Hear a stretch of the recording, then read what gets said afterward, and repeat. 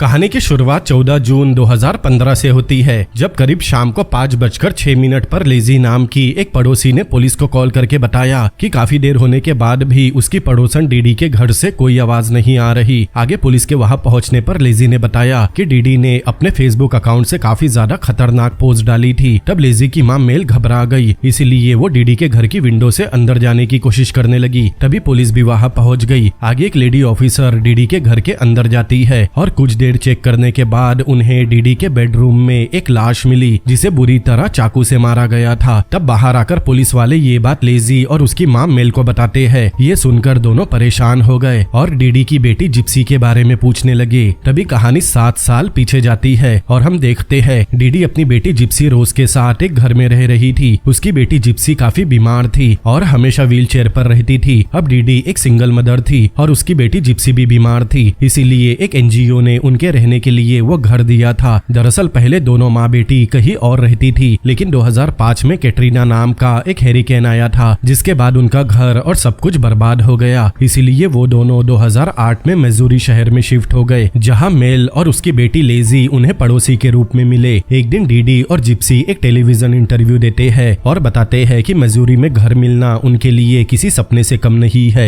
अगले सीन में हम डीडी को देखते हैं जो अपनी बेटी जिप्सी का सिर शेव कर रही थी, जिसके बाद डीडी जिप्सी के लिए दवा बनाती है और उस दवा को फीडिंग ट्यूब के जरिए जिप्सी के पेट में डालती है। यहाँ हम देख पाते हैं कि जिप्सी किसी बड़ी बीमारी से जूझ रही थी, लेकिन उसकी माँ जिप्सी का ख्याल रखने में कोई कमी नहीं करती। रात होने पर डीडी अपनी बेटी को बेड पर लोरी सुनाती है और उसे स्लीप एमनिया मशीन का इस्तेमाल करने कहती है। जिसके बाद डीडी एक क्लोजेट खोलती है जो पूरी दवाइयों से भरा पड़ा था। डीडी क्लोजेट से अपने लिए कुछ पिल्स निकालती है, जिसमें नींद की गोलियां भी थी। अगली सुबह उनकी पड़ोसी लेजी जिप्सी से मिलने उनके घर आई और डीडी से कहा कि उसे जिप्सी का मेकअप करना है, जिस पर डीडी भी मान गई। मेकअप करते समय जिप्सी और लेजी की दोस्ती और भी ज्यादा गहरी हो गई। तब जिप्सी बताती है कि जब वो काफी छोटी थी तब उसके पिता उन्हें छोड़कर चले गए, क्योंकि जिप्सी चल नहीं पाती थी और उसके पास उस समय व्हील चेयर भी नहीं थी। तभी हम डीडी को देखते हैं जो छिपकर उन दोनों लड़कियों की बातें सुन रही थी, खासकर वो जिप्सी पर नजर रख रही थी। अब वो ऐसा क्यों करती है ये हमें वीडियो में आगे पता चलेगा। अब लेजी के वहां से जाने के बाद जिप्सी काफी उदास हो गई और अपनी माँ से सारा मेकअप निकालने को कहा, क्योंकि उसके सिर पर बाल नहीं थे और वो हमेशा बीमार रहती थी। आगे डीडी जिप्सी को घुमाने घर से बाहर लेकर गई ताकि वो अपने नए पड़ोसियों से मिल सके। तब उन्हें बाहर लेजी और उसका बॉयफ्रेंड मिले जो मेल की कार साफ कर रहे थे। तब डीडी जिप्सी को लेजी के पास छोड़कर मेल के पास गई, जो अपने घर के गार्डन में अपनी फ्रेंड शेली के साथ आराम से बैठी थी। तीनों लेडीज मिलकर बातें करने लगे। तब डीडी बताती है कि उसकी बेटी को काफी सारी बीमारी है, जिसमें एपिलेप्सी और एनीमिया जैसी बीमारी भी शामिल है। तब मेल और शैली डीडी के डेडिकेशन से काफी खुश होते हैं, क्योंकि एक सिंगल मदर के लिए अपनी बेटी का ख्याल रखना काफी मुश्किल भरा काम होता है। उधर लेजी जिप्सी को पीने के लिए कोक देती है। तब डीडी भागकर लेजी के पास आई और बताया कि जिप्सी को शुगर से एलर्जी है, इसीलिए वो मीठा खा या पी नहीं सकती, वरना वो और ज्यादा बीमार हो जाएगी।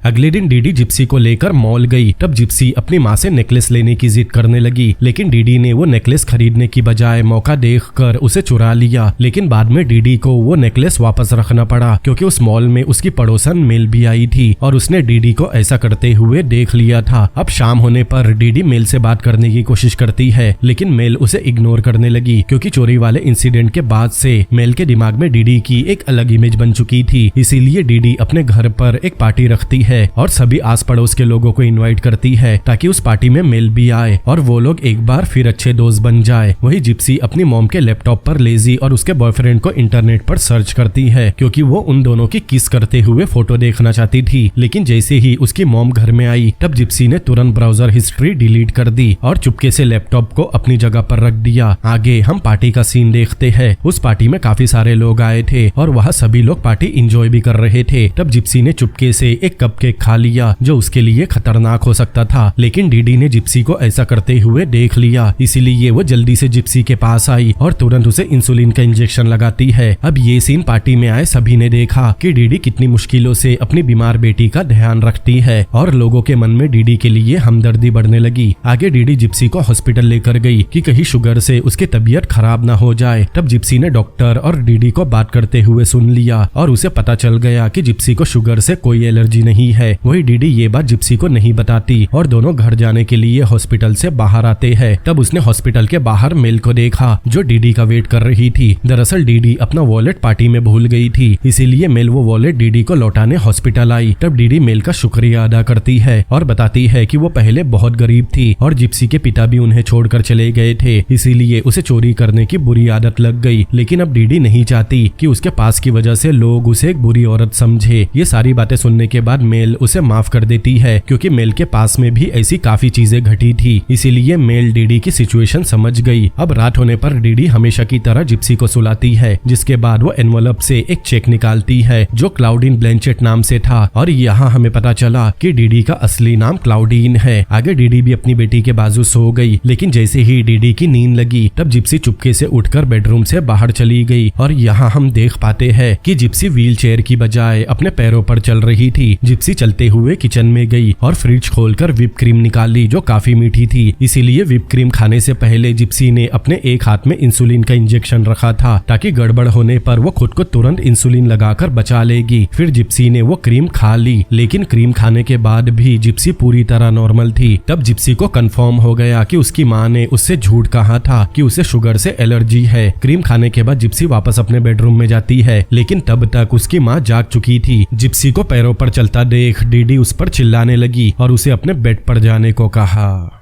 अब कुछ दिनों बाद रात में जिप्सी लैपटॉप ऑन करके वीडियो पर मेकअप के वीडियो देखती है। उस समय वो फ्रोस्टिंग खा रही थी और साथ में कोक भी पी रही थी, मतलब वो काफी दिनों से मीठा खा रही थी। तभी उसके दांत में दर्द होने लगा, शायद ज्यादा मीठा खाने की वजह से उसके दांतों में कैविटी लग रही थी। अगले दिन डीडी को एक लेटर से पता चला कि जिप्सी को community child of the year चुना गया, क्योंकि वो काफी बीमार थी और इतनी तकलीफ में होने के बाद भी वो हमेशा हंसती रहती। अब खुशी के मारे ये बात डीडी अपनी बेटी जिप्सी को भी बताती है। तब जिप्सी भी खुशी से हंसने लगी, लेकिन जिप्सी के हंसने पर डीडी ने उसके दांतों में लगी कैविटी को नोटिस कर लिया, इसीलिए डीडी तुरंत जिप्सी को डॉक्टर हार्ली के पास ले जाती है जो एक पीडियाट्रिशियन है। डीडी को लग रहा था कि जिप्सी के पेट में एसिड इतना ज्यादा बढ़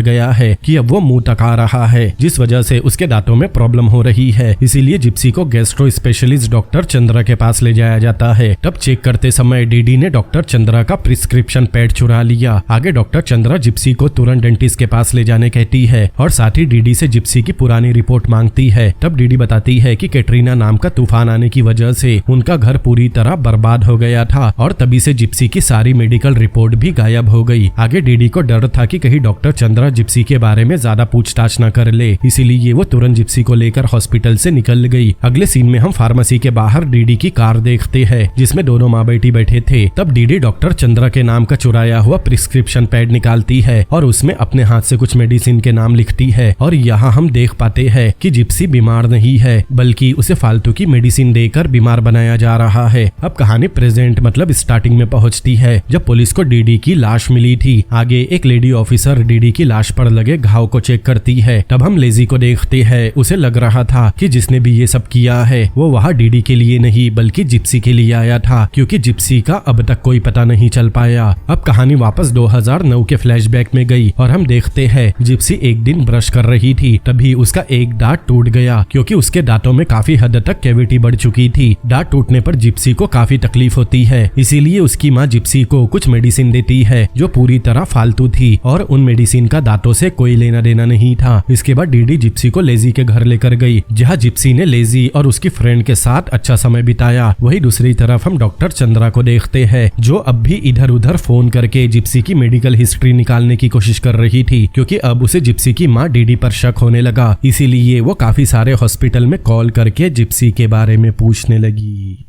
कुछ समय बाद हम एलिसन नाम की एक लेडी को देखते हैं जो चाइल्ड प्रोटेक्टर सर्विस की एक रिप्रेजेंटेटिव है। डॉक्टर चंद्रा के कहने पर एलिसन डीडी के घर चेक करने गई, लेकिन उसके घर में घुसने से पहले ही डीडी ने एलिसन को बाहर ही देख लिया था और वो आने वाली गड़बड़ को समझ गई थी। इसीलिए डीडी ने तुरंत जिप्सी को स्लीपिंग पिल खिला दी ताकि जिप्सी एलिसन के सामने बीमार दिखे। कुछ देर बाद एलिसन डीडी के घर में आती है और जिप्सी के बारे में पूछती है। तब डीडी ने बताया कि उसकी बेटी की दिमागी हालत ठीक नहीं और उसका दिमाग बस 7 साल के अच्छे जीतना है। लेकिन जिप्सी के पास जाते ही एलिसन डीडी को कमरे से बाहर जाने कहती है ताकि वो जिप्सी से अकेले में पूछताछ कर सके। लेकिन तब तक जिप्सी को स्लीपिंग पिल का असर होना शुरू हो गया। वही डीडी कमरे से बाहर तो चली गई थी, लेकिन दरवाजे के बाहर से छुपकर एलिसन और जिप्सी की बातें सुनने लगी। आगे एलिसन जिप्सी से काफी सारे सवाल पूछती है, लेकिन जिप्सी किसी भी सवाल का जवाब ठीक से नहीं दे पाती क्योंकि वो आधी नींद में थी, जिससे डीडी की बताई बातें सच साबित हो गई। इसके बाद एलिसन जिप्सी का सोशल सिक्योरिटी कार्ड चेक करती है, लेकिन उस पर लिखा एड्रेस मैच नहीं करता। तब डीडी ने फिर से वही कैटरीना तूफान का बहाना बताकर एलिसन को घुमा दिया, जिसके बाद एलिसन को सब कुछ ठीक लगा और वो वहाँ से चली गई। अगले दिन डीडी जिप्सी के दांत निकलवाने के लिए डेंटिस्ट के पास जाती है, लेकिन जिप्सी को इस बारे में कुछ नहीं पता था। और जब जिप्सी एनेस्थीसिया के नशे से बाहर आई तब उसे अपने मुंह पर सूजन महसूस हुई, इसीलिए वो चेक करने मिरर के पास गई। तब उसे पता चला कि उसके कुछ दांत निकाल लिए गए। अब जिप्सी के मुंह पर सूजन थी और उसके दांत भी निकाल लिए गए थे, इसीलिए जिप्सी बाहर जाकर किसी से भी मिलने से मना कर देती है। लेकिन ये सुनकर डीडी मानो पागल हो गई। वो जिप्सी पर चिल्लाने लगी और उसे इवेंट में अपने साथ चलने के लिए फोर्स करने लगी। आगे डीडी जिप्सी को लेकर कम्युनिटी चाइल्ड ऑफ ईयर का अवार्ड लेने इवेंट में पहुंच गई, जहां मेकअप रूम में डीडी अपनी बेटी को अवार्ड लेने के लिए तैयार करती है। डीडी ने जिप्सी के लिए कुछ नकली दांत भी बनवाए थे ताकि अवार्ड लेते समय उसे ज्यादा एम्बेरस ना होना पड़े। अब अवार्ड के दौरान जिप्सी को $5000 का चेक दिया जाता है। ये देखकर डीडी की खुशी का ठिकाना नहीं रहा, जिसके बाद डीडी जिप्सी के सामने एक इमोशनल स्पीच देती है। आगे डॉक्टर चंद्रा अब भी डीडी के जवाबों से सेटिस्फाई नहीं थी, इसीलिए वो किसी बहाने से डीडी और जिप्सी को मिलने के लिए बुलाती है। जिसके बाद डॉक्टर चंद्रा चेकअप के बहाने जिप्सी को अकेले में लेकर गई और उसके सामने कोक की कैन रख दी, क्योंकि वो जानना चाहती थी कि क्या सच में जिप्सी को शुगर से एलर्जी है। तब जिप्सी ने कोक पीने से मना कर दिया, क्योंकि वो अपनी माँ से बहुत प्यार करती है, इसीलिए वो नहीं चाहती कि डीडी का झूठ पकड़ा जाए। तभी वहाँ डीडी भी पहुँच गई। तब डॉक्टर चंद्रा ने धीरे से कोक की कैन वहाँ से हटा दी और जिप्सी का चेकअप करने लगी। अब कहानी वापस प्रेजेंट मतलब 2015 में आती है। पुलिस अब भी डीडी के घर की छानबीन कर रही थी ताकि उन्हें मर्डर से जुड़ा कुछ क्लू मिल जाए। आगे लेडी पुलिस को जिप्सी के एक सीक्रेट फेसबुक अकाउंट के बारे में बताती है, जो उसने नए दोस्त बनाने के लिए बनाई थी। इसीलिए लेजी को लग रहा था कि शायद जिप्सी का कोई बॉयफ्रेंड हो सकता है।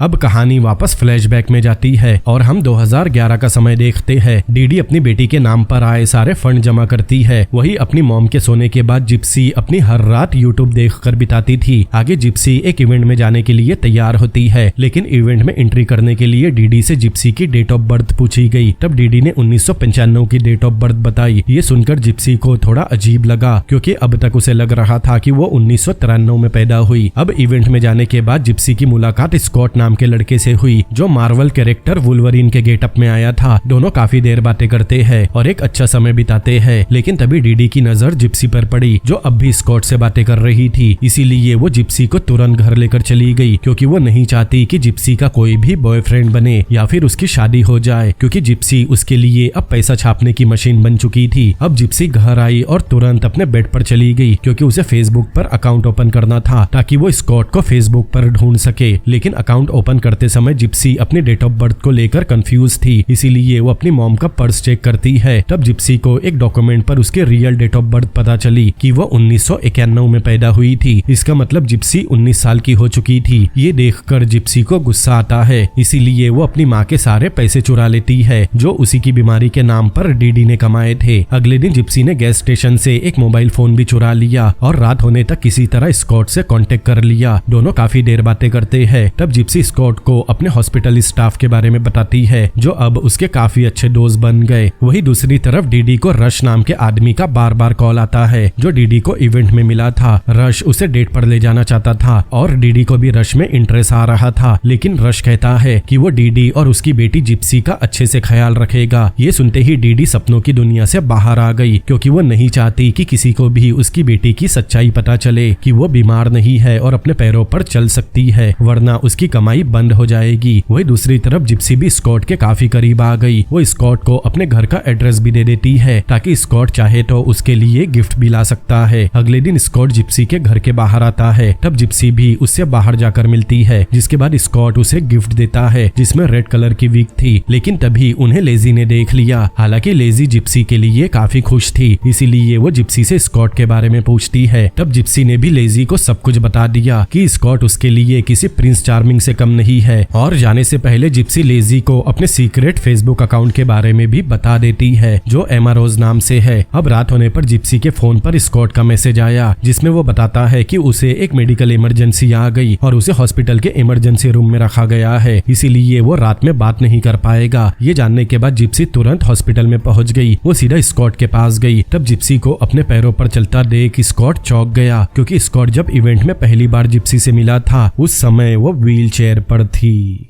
वही दूसरी तरफ रात में डीडी की नींद खुल गई और उसने देखा कि जिप्सी बेड पर नहीं थी, इसीलिए वो जिप्सी को घर में ढूंढने लगी। तब उसे जिप्सी का एक नोट मिला, जिसमें लिखा था कि जिप्सी अपने प्रिंस चार्मिंग के पास हमेशा के लिए जा रही है और वो अब कभी वापस नहीं आएगी। वही हॉस्पिटल से डिस्चार्ज होने के बाद स्कॉट जिप्सी को अपने घर लेकर गया। तब जिप्सी काफी खुश होती है कि अब वो अपने प्रिंस चार्मिंग के घर पर पहुंच गई, जिसके बाद जिप्सी स्कॉट को लगी चोट पर आइस पैक लगाती है और कुछ देर बाद दोनों किस करने के लिए करीब आते हैं। लेकिन तभी डीडी स्कॉट के घर पहुंच गई, क्योंकि उसने इवेंट में दोनों को बात करते हुए देखा था, जिससे डीडी समझ गई कि जिप्सी जरूर स्कॉट के घर गई होगी। आगे डीडी अपनी बेटी के सामने रोने लगी और गिड़गिड़ाते हुए अपने घर वापस चलने को कहा। डीडी बताती है कि जब उसने जिप्सी का लिखा नोट पढ़ा तब उसे एंजाइटी अटैक आ गया था और वो मरने वाली थी। अब अपनी माँ की रोती हुई आवाज सुनकर जिप्सी का दिल पिघल गया और उसे ना चाहते हुए भी डीडी के साथ जाना पड़ा। लेकिन वहाँ से निकलने से पहले डीडी स्कॉट को बताती है कि जिप्सी अभी सिर्फ 14 साल की है, ताकि स्कॉट आगे से उससे मिलने की कोशिश भी ना करे। अब जैसे ही डीडी जिप्सी को लेकर घर पहुंची, तब सबसे पहले उसने जिप्सी के सिर से रेड विग निकाल ली और उसे वापस व्हील चेयर पर बैठा दिया। आगे कहानी सीधा 2013 में शिफ्ट होती है। उस समय जिप्सी अपने घर की विंडो से बाहर मैट नाम के एक लड़के को देख रही थी, जो घास काटने का काम करता है। हालांकि उसकी माँ उसे एक बच्चे की तरह ट्रीट करती है, लेकिन एज के हिसाब से उसकी सेक्सुअल डिजायर बढ़ते जा रहे थे। तभी उसकी माँ डीडी वहाँ आकर जिप्सी को नहलाने के लिए बाथरूम ले जाती है। तब हम देखते हैं कि जिप्सी के पीरियड शुरू हो गए। ये देखकर डीडी भड़क गई। आगे डीडी जिप्सी को डॉक्टर के पास चेकअप के लिए ले जाती है। तब डॉक्टर बताता है कि जिप्सी को टाइप 2 डायबिटीज है, क्योंकि जिप्सी ने काफी ज्यादा मीठा खाना शुरू कर दिया था। डॉक्टर आगे बताता है कि जिप्सी को अब से रोज इंसुलिन के शॉट लेने होंगे। फिर जिप्सी डॉक्टर से अपनी माँ की तबीयत के बारे में पूछती है, क्योंकि उसकी माँ को भी पहले से डायबिटीज है। तब डॉक्टर बताता है कि उसकी माँ सच में बीमार है और कभी भी बेड पकड़ सकती है। ये सुनकर जिप्सी को अपनी माँ की चिंता होने लगी। कुछ दिनों बाद जिप्सी का बर्थडे आता है, लेकिन अब वो अपनी माँ डीडी के झूठ को मानने के लिए तैयार नहीं थी कि वो 1995 में पैदा हुई, क्योंकि जिप्सी को पता चल चुका था कि वो 1991 में पैदा हुई। डीडी अपनी बेटी को बर्थडे गिफ्ट के तौर पर गिनी पिग का जोड़ा देती है, जो जिप्सी को बहुत पसंद आता है। आगे जिप्सी की फ्रेंड लेजी उससे मिलने आती है और बताती है कि उसने क्रिश्चियन डेटिंग साइट से एक नया बॉयफ्रेंड बनाया है। ये सुनकर जिप्सी एक्साइटेड हो गई, इसीलिए वो लेजी को वेबसाइट दिखाने कहती है। वही दूसरी तरफ डीडी को जिप्सी के पिता का कॉल आता है। वो अपनी बेटी को बर्थडे विश करना चाहते थे, लेकिन डीडी बताती है कि जिप्सी काफी बीमार है और उसके पास कुछ ही दिन बचे हैं। तभी डीडी के फोन पर दूसरा कॉल आता है, जो जिप्सी के हॉस्पिटल की नर्स ने किया था। नर्स डीडी को बताती है कि जिप्सी अब 18 साल की हो चुकी है, इसीलिए अब कुछ भी करने से पहले हॉस्पिटल को जिप्सी की भी परमिशन लेनी होगी। ये सुनकर डीडी परेशान हो गई, इसीलिए फोन कट करने के बाद वो अपनी बेटी को ढूंढते हुए उसके पास जाती है और उस पर चिल्लाने लगती है, क्योंकि जिप्सी अपने गिनी पिग्स बाहर लेकर गई थी और वो लेजी के साथ बाहर पोर्च में बैठी थी और डीडी ने जिप्सी को बाहर निकलकर किसी से बात करने से मना किया था। अब आगे जिप्सी कभी बाहर ना निकले, इसीलिए डीडी उसे डराने की कोशिश करती है कि आजकल ऐसे बहुत से लोग घूम रहे हैं जो जवान लड़कियों को किडनैप कर लेते हैं। अब डीडी चाहती थी कि वो जिप्सी की परमानेंट लीगल गार्डियनशिप ले ले। ताकि किसी को भी जिप्सी की मर्जी ना पूछनी पड़े, क्योंकि जिप्सी अब 18 साल की हो चुकी थी। इसीलिए डीडी जिप्सी को लेकर एक लॉयर के पास गई और वहाँ भी वो जिप्सी को कंट्रोल करने की कोशिश करने लगी, ताकि जिप्सी लॉयर के सामने कुछ ऐसा वैसा ना बोल दे जिससे डीडी के लिए परेशानी खड़ी हो जाए। लेकिन जिप्सी की किस्मत अच्छी थी, क्योंकि लॉयर ने डीडी की रिक्वेस्ट रिजेक्ट कर दी, क्योंकि लॉयर का मानना था कि जिप्सी अब 18 साल की हो चुकी है और अपने अच्छे बुरे का फैसला खुद कर सकती है। इसीलिए डीडी वहाँ से सीधा जिप्सी को लेकर शॉपिंग मॉल पहुँच गई। लेकिन वो अब भी यही सोच रही थी कि उसे कैसे भी करके जिप्सी की गार्डियनशिप लेनी होगी, वरना जिप्सी पर से उसका कंट्रोल छूट जाएगा। आगे जिप्सी अपनी माँ से आराम करने कहती है और खुद अपने लिए मेडिसिन लाने फार्मेसी जाती है। लेकिन जैसे ही जिप्सी अपनी माँ से अलग हुई, तब हम देखते हैं कि जिप्सी फार्मेसी में जाने की बजाय एक कंप्यूटर स्टोर में पहुँच गई और वहाँ से अपने लिए एक लैपटॉप भी खरीद लिया, क्योंकि अब उसे उसे भी क्रिश्चियन डेटिंग साइट पर विजिट करना था। आगे जिप्सी ने लैपटॉप को डीडी की कार में ले जाकर पहले ही छुपा दिया ताकि वो लैपटॉप डीडी की नजर में न आए। इसके बाद जिप्सी वापस अपनी माँ के पास गई। तब उसने देखा कि उसकी माँ डीडी की तबीयत ठीक नहीं है, इसीलिए वो अपनी माँ को इंसुलिन देती है। तब डीडी अपनी बेटी से पूछती है कि क्या वो अपनी माँ से प्यार करती है। तब जिप्सी ने हाँ में सिर तो हिला दिया, लेकिन उसके चेहरे के एक्सप्रेशन देखकर लग रहा था कि अब वो अपनी माँ के कंट्रोल से बाहर निकलना चाहती है और बाहर की दुनिया को एंजॉय करना चाहती है। अब रात होने पर जिप्सी ने अपना नया लैपटॉप ऑन किया और लेजी की बताई डेटिंग साइट ज्वाइन कर ली। फिर जिप्सी ने ब्लैक कलर का विग पहना और उस साइट पर अपनी फोटो पोस्ट कर दी। अगले दिन डीडी टीवी पर जिप्सी के साथ मूवी देखने कहती है, लेकिन जिप्सी का माइंड कहीं और चल रहा था। वो घास काटने वाले मैट को देखना चाहती थी, लेकिन अपनी माँ के कहने पर वो ना चाहते हुए भी मूवी देखने बैठ गई। अब टीवी देखते समय मूवी में एक यामाकाटा का सीन आता है। तब डीडी ने जिप्सी की आंखों पर अपना हाथ रख दिया, लेकिन जिप्सी फिर भी अपनी माँ की उंगलियों के बीच से वो यामाकाटा वाला सीन देख लेती है। अब रात होने पर एक बार फिर जिप्सी उस डेटिंग वेबसाइट पर लॉगिन करती है। तब उसने देखा कि काफी सारे लड़कों ने उसे फ्रेंड रिक्वेस्ट भेजी थी। उनमें से एक मैट भी था। मैट ने जिप्सी को अपने प्राइवेट पार्ट की फोटो भेजी थी, जिसे देखकर जिप्सी घबरा गई। तभी जिप्सी को निक नाम के लड़के का मैसेज आता है जो उससे बात करना चाहता था। तब जिप्सी ने भी उसकी रिक्वेस्ट एक्सेप्ट कर ली और दोनों चैट करने लगे। तब निक तारीफ करते हुए बताता है कि जिप्सी एक प्रिंसेस की तरह दिखती है। अब ऐसे ही दिन बीतते रहे और उन दोनों की चैट वीडियो कॉल में बदल गई। अब दोनों एक दूसरे से वीडियो कॉल पर बात करने लगे। तब जिप्सी निक को अपनी व्हीलचेयर दिखाती है और बताती है कि उसकी लाइफ काफी डिफिकल्ट रही है। तब निक कहता है कि जिप्सी चाहे जैसी भी है वो उसे एक्सेप्ट करने तैयार है। आगे निक भी अपने पास्ट के बारे में बताता है और हमें पता चलता है कि निक को भी मल्टीपल पर्सनैलिटी डिसऑर्डर है। दूसरी तरफ डीडी ने दूसरी लॉयर को हायर किया ताकि वो जिप्सी पर पूरा कंट्रोल करने के लिए उसकी गार्डियनशिप ले ले। तब लॉयर बताती है कि गार्डियनशिप लेने से पहले कुछ डॉक्यूमेंट पर जिप्सी की साइन लेनी होगी। तब डीडी अपनी चाल चलना शुरू करती है। वो जिप्सी को ऐसा दिखाती है कि उसका शुगर लेवल काफी लो हो गया है, जिस वजह से उसकी तबीयत काफी खराब हो गई। और जब जिप्सी उसका शुगर लेवल चेक करती है, तब डीडी बताती है कि झूठ बोलने या किसी को चीट करने की वजह से जेल भी हो सकती है और इस वजह से डीडी एक बार जेल भी जा चुकी है। डीडी कहती है कि लोगों को बस इतना पता है कि वो दोनों माँ बेटी है, लेकिन इसका कोई प्रूफ या डॉक्यूमेंट नहीं है, जिस वजह से आगे उन्हें परेशानियों का सामना करना पड़ सकता है। इसीलिए डीडी उन डॉक्यूमेंट्स की फाइल निकालती है और जिप्सी को उन डॉक्यूमेंट्स पर साइन करने कहती है। तब जिप्सी ने भी उन पेपर पर साइन कर दिया। आगे जिप्सी वीडियो कॉल पर निक को बताती है कि वो अपनी जिंदगी में बुरी तरह फंस चुकी है और उसे व्हील चेयर की कोई जरूरत नहीं, लेकिन उसकी माँ के कहने पर उसे ये सब करना पड़ता है। तब निक उसकी परेशानी समझता है और उसे शांत रहने कहता है। अगली सुबह जब डीडी की नींद खुली तब जिप्सी बेड पर नहीं थी, इसीलिए वो दूसरे रूम में जाकर चेक करती है। तब डीडी को वहाँ जिप्सी सोई हुई मिली, लेकिन उसके हाथ में नया लैपटॉप था। ये देखकर डीडी को गुस्सा आता है और वो लैपटॉप को किचन में ले जाकर उसे हैमर से तोड़ देती है, क्योंकि वो नहीं चाहती कि जिप्सी बाहरी दुनिया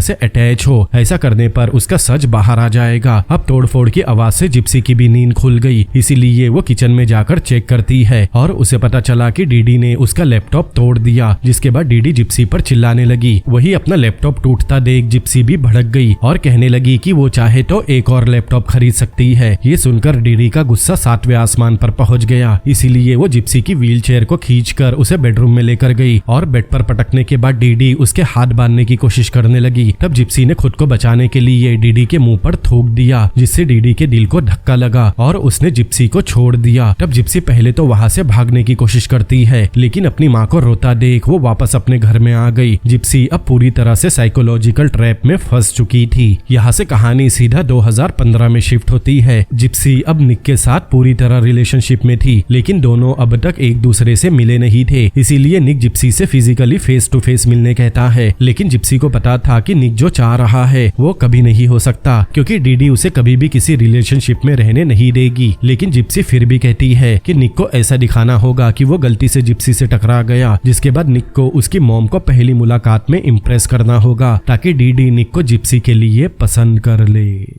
आगे जिप्सी अपनी माँ को अगली सुबह डिज्नी ट्रिप पर चलने कहती है, लेकिन डीडी की हालत दिन पे दिन बिगड़ती जा रही थी क्योंकि उसने अपनी मेडिसिन लेना और एक्सरसाइज करना बंद कर दिया था। आगे हम विस्कॉन्सिन स्टेट देखते हैं, जहाँ हम पहली बार निक को देखते हैं। निक एक पिज्जा शॉप में वेटर का काम करता है। वो उस दिन का काम खत्म करके अपने घर आता है और हमेशा की तरह अपने कमरे में जाकर जिप्सी से वीडियो कॉल पर बात करता है। तब निक ने जिप्सी को मजाकिया तौर पर बताया कि जिस वेबसाइट के थ्रू वो लोग बात करते हैं उस पर मर्डर जैसे वायलेंस एक्टिविटी भी होती है, लेकिन जिप्सी समझ गई थी कि निक मजाक कर रहा है। आगे डीडी बताती है कि वो जिप्सी को अगले दिन सिंड्रेला मूवी देखने ले जाएगी। तब जिप्सी ने तुरंत निक के लिए बस की टिकट बुक की ताकि वो भी मूवी देखने के बहाने वहां पहुंच जाए और डीडी को किसी तरह इम्प्रेस कर ले। जिप्सी निक को शो शुरू होने से कुछ देर पहले पहुंचने कहती है ताकि वो जिप्सी और डीडी के लिए थिएटर का दरवाजा खोल सके, जिससे डीडी निक को एक अच्छा लड़का समझेगी। लेकिन जैसा जिप्सी ने प्लान किया था वैसा कुछ नहीं होता। जिप्सी सिंड्रेला वाला गाउन पहनकर अपनी मॉम के साथ थिएटर पहुंच गई और निक को ढूंढने लगी, लेकिन निक उसे कहीं नहीं मिलता। कुछ देर बाद निक भागता हुआ थिएटर पहुंचता है और दोनों पहली बार एक दूसरे को अपने आमने सामने देखकर काफी खुश भी होते हैं। अब जिप्सी को देखकर निक से रहा नहीं जाता, इसीलिए वो जिप्सी से बात करने उसके पास जाने की कोशिश करने लगा, लेकिन ऐसा करके निक ने डीडी को इम्प्रेस करने की बजाय डरा दिया और ये उसकी सबसे बड़ी गलती थी। अब डीडी निक से पहली बार में ही डर गई, इसीलिए वो जिप्सी को तुरंत निक से दूर करती है और दोनों थिएटर के अंदर चले जाते हैं। थिएटर में जाने के बाद निक जिप्सी के ठीक पीछे वाली सीट पर बैठ गया। ये देखकर जिप्सी के चेहरे पर मुस्कान आ गई, लेकिन जैसे ही डीडी ने निक को देखा वो जिप्सी को लेकर दूसरे कॉर्नर पर चली गई। तब निक भी अपनी जगह से उठकर फिर एक बार जिप्सी के पास जाकर बैठ गया, लेकिन डीडी जिप्सी को वहां से भी हटा देती है। तब निक उठकर थिएटर के बाहर चला गया। ये देखकर जिप्सी भी उदास हो गई क्योंकि उसने पहली मुलाकात को लेकर काफी कुछ प्लान किया था। निक के जाने के कुछ देर बाद जिप्सी भी रेस्टरूम जाने के बहाने थिएटर से बाहर चली गई और खुशकिस्मती से निक उसे हॉलवे में मिल गया। तब जिप्सी निक को रेस्टरूम में चलने कहती है ताकि वो दोनों कुछ समय के लिए एक साथ रह सके। बाथरूम में जाने के बाद जिप्सी अपनी लाइफ का पहला किस करती है, जिसके बाद दोनों बाथरूम में ही यामाकाटा करते हैं। कुछ देर बाद जिप्सी वापस थिएटर में अपनी माँ के पास पहुंच गई। वो ऐसा दिखाती है जैसे कुछ हुआ ही नहीं। मूवी खत्म होने के बाद जिप्सी और डीडी बाहर निकलते हैं, लेकिन निक अब भी जिप्सी के बाहर आने का वेट कर रहा था। तब डीडी निक को वहाँ देख लेती है। आगे निक उन दोनों के लिए एग्जिट डोर खोलने वाला होता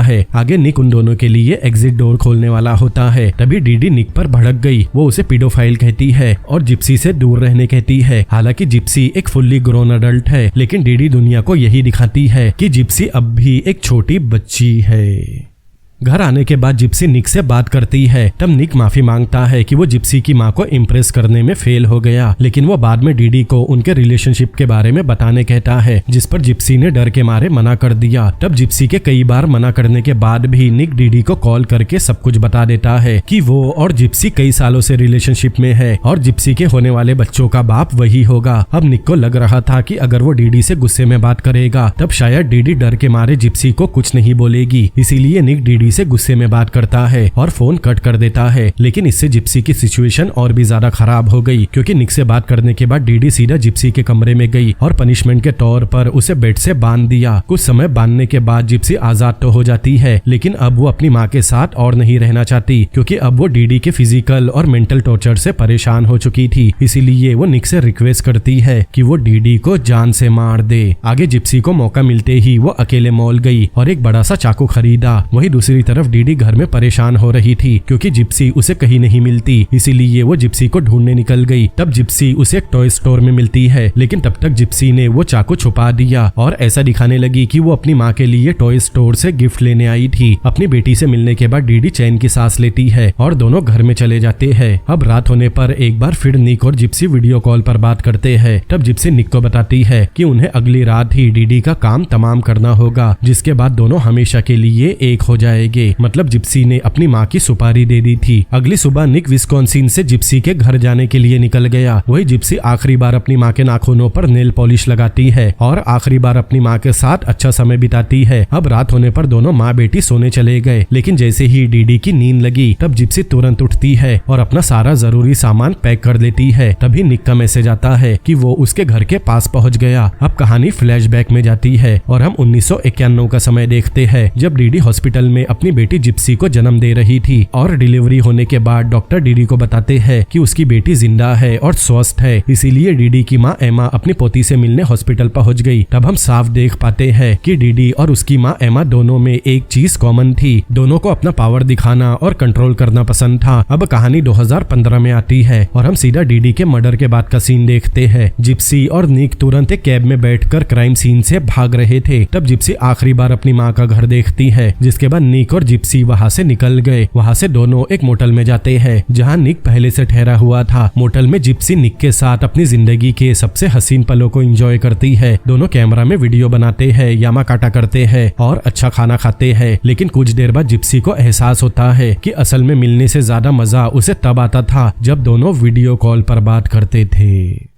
अब कहानी वापस 1991 में जाती है जहां एमा अपनी बेटी डीडी को बार बार क्रिटिसाइज कर रही थी, क्योंकि एमा का मानना था कि वो अपनी बेटी जिप्सी का बिल्कुल भी ख्याल नहीं रखती। लेकिन डीडी का कहना था कि उसकी बेटी बीमार है और उसे डॉक्टर को दिखाने की जरूरत है। अब छोटी जिप्सी पूरी तरह ठीक थी, लेकिन डीडी फिर भी उसे डॉक्टर के पास लेकर गई। तब डॉक्टर बताता है कि जिप्सी उतनी हेल्दी नहीं है जितना कि 2 महीने की बच्ची को होना चाहिए। इसीलिए डॉक्टर वेट बढ़ाने के लिए कुछ सप्लीमेंट लिख कर देता है। लेकिन एमा हॉस्पिटल में भी डीडी को कंट्रोल करने की कोशिश करती है और यहाँ हमें समझ में आता है कि डीडी भी बिल्कुल अपनी माँ की तरह है, जो हमेशा जिप्सी को अपने कंट्रोल में रखने की कोशिश करती है। अब कहानी वापस 2015 में आती है। मोटल में चेकआउट करने के बाद निक और जिप्सी एक रेस्टोरेंट में डिनर करने जाते हैं। तभी वहाँ 2 पुलिस वाले भी पहुंच गए, क्योंकि उन्होंने अपने खाने का ऑर्डर दिया था, लेकिन चाकू अब भी उनके पास था। तब निक उसे भरोसा दिलाता है कि वो सब कुछ संभाल लेगा, लेकिन जिप्सी ने घबराहट में अपनी एंग्जाइटी पिल वही गिरा दी। तब एक ऑफिसर वहाँ आकर जिप्सी की पिल उठाकर देता है, जिसके बाद दोनों वहाँ से चले गए। लेकिन उनके जाने के तुरंत बाद ऑफिसर को याद आया कि उसने पिल की बोतल पर क्लाउडिन ब्लैंचेट नाम देखा था, जो डीडी का असली नाम है। लेकिन ऑफिसर इस बात को सीरियसली नहीं लेता और वहाँ से चला जाता है। आगे वो दोनों उस चाकू को निक के एड्रेस पर कोरियर कर देते हैं, ताकि वो दोनों विस्कॉन्सिन जाते समय बस स्टेशन पर सिक्योरिटी चेक में पकड़े ना जाए। अब कहानी सीधा 1993 में जाती है। उस समय डीडी हैंडीकैम से जिप्सी का वीडियो शूट कर रही थी और वो अपनी बेटी में इतना ज्यादा खो गई थी कि उसे दरवाजे पर नॉक करने की आवाज भी नहीं आती। वो पुलिस वाले थे जो डीडी को अरेस्ट करने आए थे, क्योंकि उसने किसी के साथ चेक फ्रॉड किया था। पुलिस जब डीडी को अरेस्ट कर रही थी, तब एमा जिप्सी को सामने के रूम में लेकर आती है ताकि वो अपनी माँ को अरेस्ट होता हुआ देख सके। तब डीडी अपनी माँ एमा से रिक्वेस्ट करती है कि वो ये सब जिप्सी को ना दिखाए। आगे चेक फॉर्ज के केस में कोर्ट डीडी को 6 महीने की सजा सुनाती है। तब जेल जाते समय डीडी अपनी माँ से रिक्वेस्ट करती है कि वो डॉक्टर का शेड्यूल फॉलो करे, ताकि जिप्सी की सही तरीके से केयर हो सके। अब कहानी प्रेजेंट में आती है और हम निक और जिप्सी को बस स्टेशन पर देखते हैं। तब जिप्सी को पता चला कि निक विस्कॉन्सिन जाने वाली बस में जिप्सी के लिए सीट बुक करना भूल गया था। अब विस्कॉन्सिन वाली बस में उस दिन के लिए कोई भी टिकट अवेलेबल नहीं थी, इसीलिए दोनों अगली बस की टिकट बुक करते हैं, जो 2 दिन बाद जाएगी। वही फ्लैशबैक में हम डीडी को जेल से रिहा होते हुए देखते हैं। डीडी जब जेल से अपने घर पहुंची, तब उसकी बेटी जिप्सी उसे पहचान नहीं पाती, इसीलिए वो डीडी को देखकर रोने लगी। तब डीडी एमा पर चिल्लाने लगी, क्योंकि डॉक्टर के शेड्यूल के अकॉर्डिंग वो टाइम जिप्सी के सोने का था। तब एमा ने बताया कि उसकी पोती उसके साथ खुश है और वो सोना नहीं चाहती। आगे सब कुछ ठीक होने के बाद भी डीडी कहती है कि जिप्सी की तबीयत खराब है और उसे डॉक्टर के पास ले जाना होगा। लेकिन एमा अपनी बेटी डीडी को कंट्रोल करने के लिए कहती है कि वो डीडी से काफी बेहतर माँ है और जिप्सी बिल्कुल ठीक है। आगे एमा बताती है कि वो चाहती तो उस दिन डीडी को जेल जाने से बचा सकती थी, बस उसे पुलिस को इतना कहना था कि डीडी घर पर नहीं है। लेकिन उसने जानबूझकर ऐसा नहीं किया, क्योंकि वो अपनी बेटी को सबक सिखाना चाहती थी। एमा आगे कहती है कि डीडी माँ बनने के लायक नहीं है और जिप्सी हमेशा उसके साथ खुश रहती है।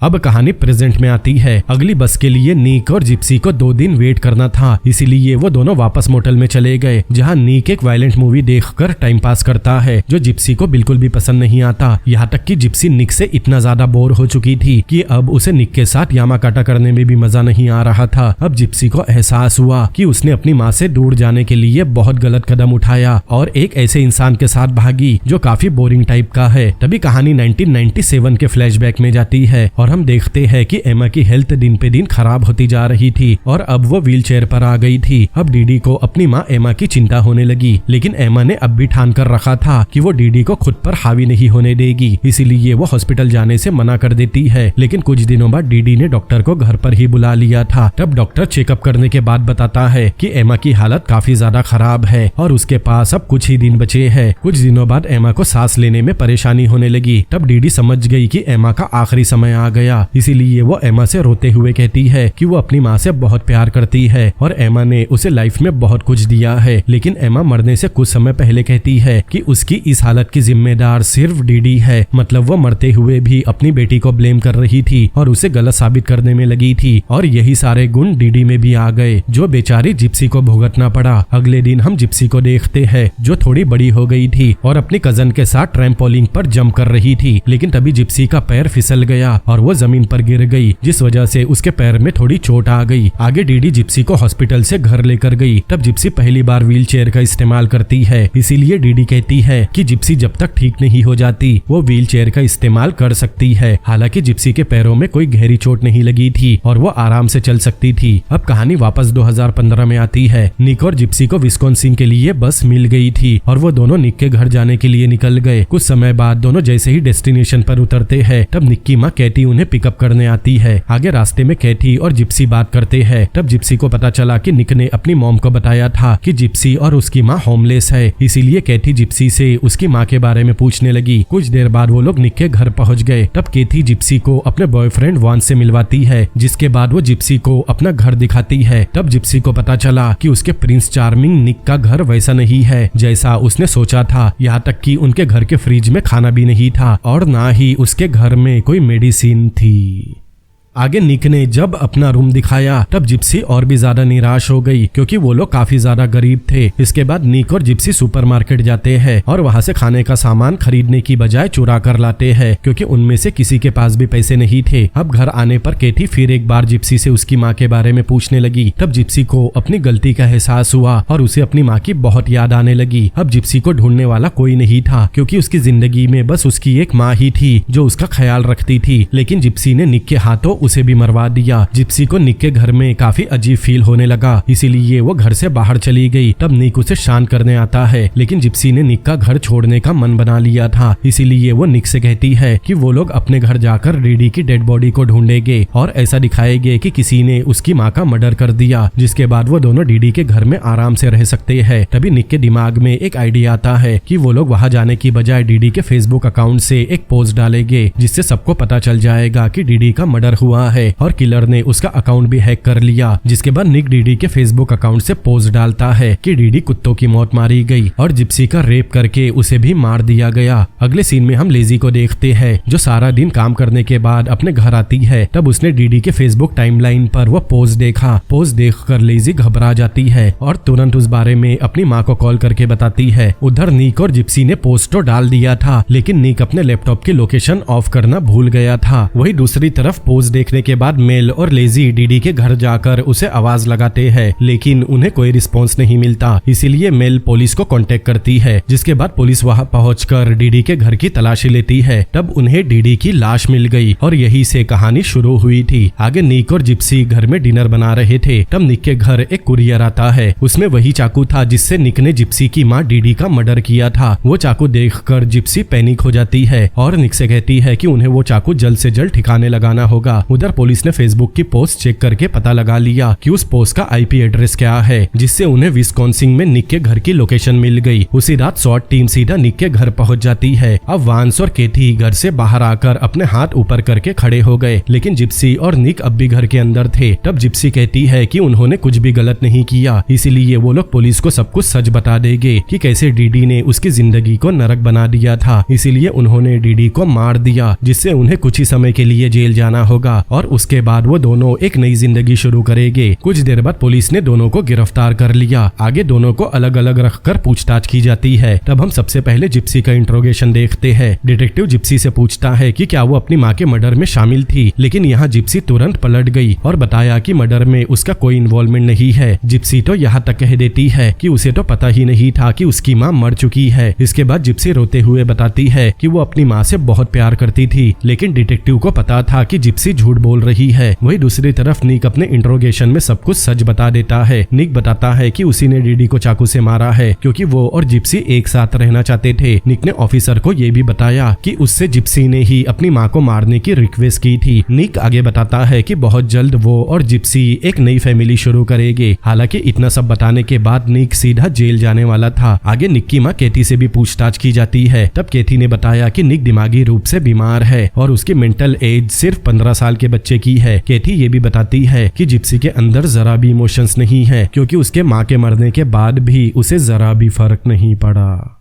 कहानी में आगे हम डीडी की डेड बॉडी देखते हैं। उसे मॉर्ग रूम में फ्यूनरल के लिए तैयार किया गया था। उधर डीडी के पड़ोसी मेल और लेजी जिप्सी के लिए काफी परेशान थे। तभी उन्होंने न्यूज में देखा कि पुलिस ने जिप्सी को ढूंढ लिया है और वो पूरी तरह सेफ है। लेकिन मेल और लेजी के होश तब उड़े जब उन्होंने न्यूज में जिप्सी को अपने पैरों पर चलता हुआ देखा। आगे कोर्ट में जिप्सी को बताया जाता है कि अपनी ही माँ के मर्डर का प्लान बनाने के लिए जिप्सी को या तो मौत की सजा हो सकती है या फिर उसे पूरी जिंदगी जेल में बितानी होगी। ये सुनकर जिप्सी फूट कर रोने लगी। तब कहानी फ्लैशबैक में जाती है और हम 1997 का समय देखते हैं। उस समय जिप्सी सिर्फ 6 साल की थी। तब एमा के मरने के बाद डीडी और जिप्सी अपने गार्डन में खुले आसमान के नीचे लेटे हुए थे। तब जिप्सी और उसकी माँ डीडी एक दूसरे से प्रॉमिस करते हैं कि वो हमेशा एक दूसरे का ख्याल रखेंगे। अब कहानी प्रेजेंट में आती है और जिप्सी कोर्ट को बताती है कि उसने अपनी माँ का मर्डर नहीं किया और वो ऐसा करने का सोच भी नहीं सकती। आगे जिप्सी अपने लॉयर के साथ बैठी थी और बार बार यही बोल रही थी कि उसने अपनी माँ को नहीं मारा। तब लॉयर कहती है कि कोर्ट में ये सब काम नहीं आने वाला, इसीलिए उन्हें अपनी कहानी में बदलाव लाना होगा। उन्हें कोर्ट में ये प्रूफ करना होगा कि डीडी ने हमेशा सबसे झूठ कहा था कि जिप्सी काफी बीमार है। इसके लिए उन्हें जिप्सी की पुरानी मेडिकल रिपोर्ट की जरूरत होगी और बस इसी तरह जिप्सी को कोर्ट में लोगों की सिंपैथी मिल सकती है कि उसकी माँ ने उसे इतना टॉर्चर किया, इसीलिए उसे ये कदम उठाना पड़ा। आगे जिप्सी को जेल में डाल दिया गया जहाँ उसकी जिंदगी नर्क जैसी हो गई क्योंकि कोई भी उससे बात नहीं करता और ना ही कोई उसका दोस्त बनना चाहता था। तब जिप्सी अकेले में रोया करती। तब एक दिन वो जेल के फोन से अपनी पुरानी फ्रेंड लेजी को कॉल करती है, लेकिन लेजी को पहले से पता चल गया था कि दोनों माँ बेटी ने किस तरह सबको बेवकूफ बनाया। आगे जिप्सी लेजी को बताती है कि उसके बारे में मीडिया में जो कुछ भी दिखाया जा रहा है वो सब झूठ है और उसने अपनी माँ को नहीं मारा। जिप्सी लेजी को जेल में मिलने बुलाती है ताकि वो अकेले में लेजी को काफी कुछ बता सके, लेकिन लेजी ने उससे मिलने से मना कर दिया। लेजी आगे कहती है कि जिप्सी हमेशा से चल सकती थी, लेकिन उसने इतने साल उससे झूठ कहा। ये सुनते ही जिप्सी का मुंह बंद हो गया। इतना बोलकर लेजी कॉल कट कर देती है। अब जिप्सी के पास कोई दूसरा रास्ता नहीं था, इसीलिए वो ना चाहते हुए भी अपने पिता रॉड को कॉल लगाती है और उन्हें अपने सारे मेडिकल रिकॉर्ड लाने कहती है, जिससे वो जेल से बाहर आ जाएगी। आगे हम देखते हैं कि मेल और उसके सभी पड़ोसी जो डीडी और जिप्सी की हमेशा मदद किया करते थे, सच पता चलने पर वो सब जिप्सी से नफरत करने लगे क्योंकि उन्होंने सभी का भरोसा तोड़ा था और उनका इस्तेमाल किया था। वही लेजी अपनी माँ मेल को बताती है कि उसे जेल से जिप्सी का कॉल आया था और वो उससे मिलना चाहती है। लेजी को भी लगने लगा था कि उसे जिप्सी से एक बार मिल लेना चाहिए। ये सुनते ही मेल लेजी पर गुस्सा करने लगी और उसे जिप्सी से दूर रहने को कहा। वही दूसरी तरफ जिप्सी को एक गार्ड आकर बताता है कि उससे कोई मिलने आया है। जिप्सी को लग रहा था कि उससे मिलने लेजी आई होगी, लेकिन तभी उसे पता चला कि उससे मिलने उसके पिता आए हैं। कई साल बाद जिप्सी अपने पिता से मिलती है और कुछ देर बात करने के बाद रॉड जिप्सी को उसके मेडिकल रिकॉर्ड दे देता है। रॉड आगे बताता है कि डीडी ने डॉक्टर को जिप्सी के बारे में हमेशा झूठ बताया था कि उसे काफी सारी बीमारियां है जो जिप्सी को कभी हुई ही नहीं, और अपने झूठ को छुपाने के लिए उसने जिप्सी को भी हमेशा बीमार बनाकर रखा। तभी जिप्सी को भी याद आता है कि उसकी माँ उसे किसी के सामने बोलने नहीं देती थी और उसे हमेशा अपनी माँ का हर ऑर्डर फॉलो करना पड़ता था। आगे जिप्सी कहती है कि उसकी माँ चाहे जैसी भी थी, लेकिन वो हमेशा उसके साथ थी और उसने हमेशा जिप्सी का ख्याल रखा। तब रॉड बताता है कि उसने इतने सालों में जिप्सी से मिलने के लिए बहुत कोशिश की, लेकिन डीडी हर बार कोई ना कोई बहाना बना देती और उसने कभी भी रॉड को जिप्सी से मिलने नहीं दिया। रॉड ने आगे जिप्सी को ये भी बताया कि वो डीडी को जिप्सी की देखभाल के लिए हर महीने चेक भेजा करता था। ये सब जानने के बाद जिप्सी को अपनी माँ पर गुस्सा आने लगा और वो सारे मेडिकल रिकॉर्ड रिकॉर्ड उठाकर वहाँ से जाने की तैयारी करती है। तब उसके पिता रॉड ने उसे एक फोटो दी जिसमें जिप्सी काफी छोटी थी और उस समय वो अपने पिता की गोद में थी। तब जिप्सी को समझ आया कि उसकी माँ ने हमेशा उसके पिता के बारे में झूठ कहा था कि उन्होंने कई बार रॉड को अपने घर बुलाया है, लेकिन रॉड ने आने से मना कर दिया था। आगे कोर्ट की अगली हियरिंग में जिप्सी की लॉयर जज के सामने मेडिकल रिकॉर्ड दिखाती है और बताती है कि डीडी ने जिप्सी को हमेशा अपने कंट्रोल में रखा था और उसे काफी टॉर्चर किया था और इन सब की वजह से जिप्सी की दिमागी हालत बिगड़ गई, इसीलिए उसने अपनी माँ को मरवा दिया। लेकिन अगर डीडी अपनी बेटी जिप्सी को अब्यूज नहीं करती तो शायद आज वो जिंदा होती। अब कोर्ट में ये प्रूफ हो गया था कि जिप्सी ने ये सब अपनी माँ से परेशान और टॉर्चर होने के बाद किया, जो सेल्फ डिफेंस में माना जाता है। लेकिन ये सारी कंडीशन निक के लिए अप्लाई नहीं होती क्योंकि निक के साथ कभी भी ऐसा कुछ नहीं हुआ था। उसके बाद भी उसने डीडी का मर्डर किया, इसीलिए उसे लाइफ सेंटेंस की सजा सुनाई गई। वही जिप्सी की सारी मेडिकल कंडीशन देखने के बाद उसे डेथ पेनल्टी तो नहीं मिलती, लेकिन कोर्ट उसे अपनी माँ का मर्डर प्लान करने के लिए 10 साल की सजा सुनाती है, जिसके बाद जिप्सी को जेल में डाल दिया गया और अब वो जेल से रिहा होने का वेट कर रही है और यहीं पर ये कहानी भी खत्म होती है।